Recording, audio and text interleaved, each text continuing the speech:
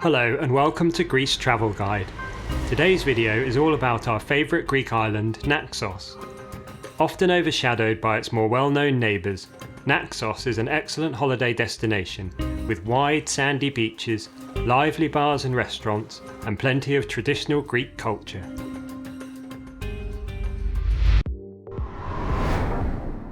Naxos is the largest island of the Cyclades, a group of islands right in the centre of Greece.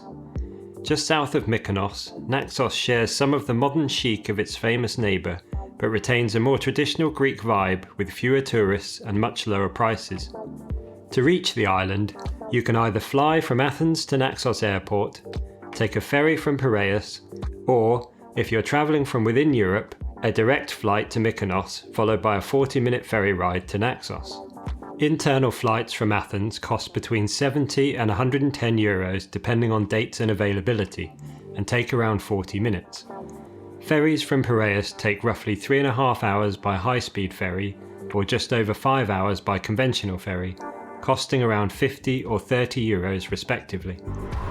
Once you've planned how to reach the island, the next decision is where to stay. The most popular resort is Naxos town itself, particularly the area around Agios Georgios beach just to the south of the town, where you'll find a good selection of hotels and a few beachside restaurants.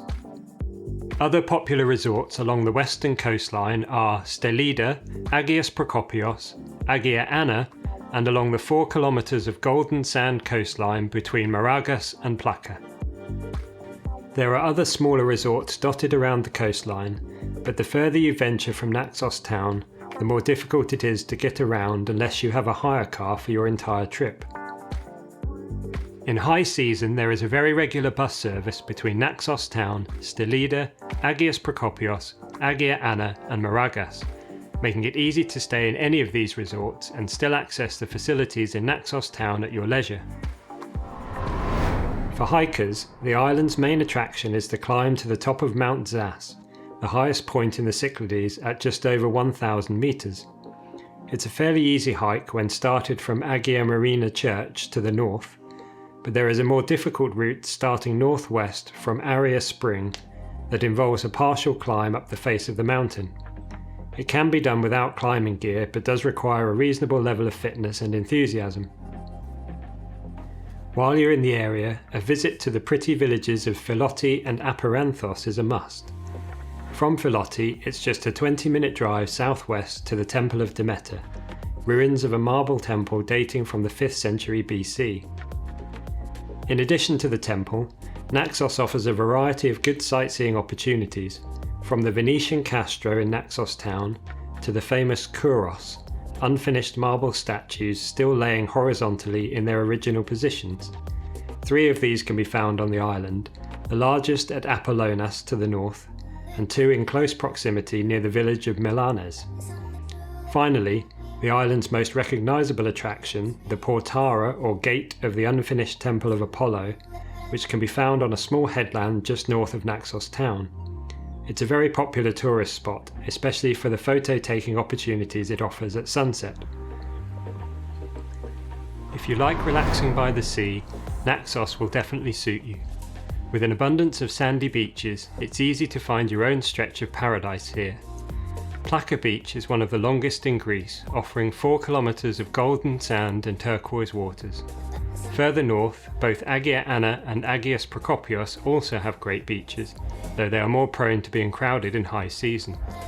Head south and you will find more sunbathing spots at Orkos Beach, Mikri Vigla, Kastraki, Alkio and Agiasos.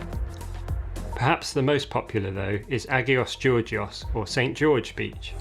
Just south of Naxos town, it's a firm favourite for families due to its proximity to good hotels, wide soft sand and shallow calm waters.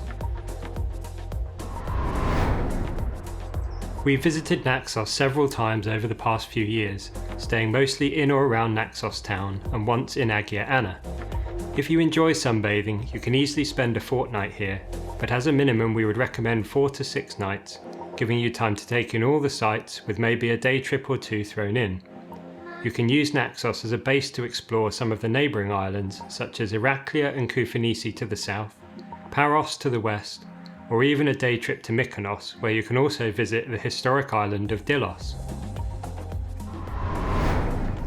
Although the island is popular with tourists in high season, in our experience it never feels overcrowded due to its large size and spacious beaches.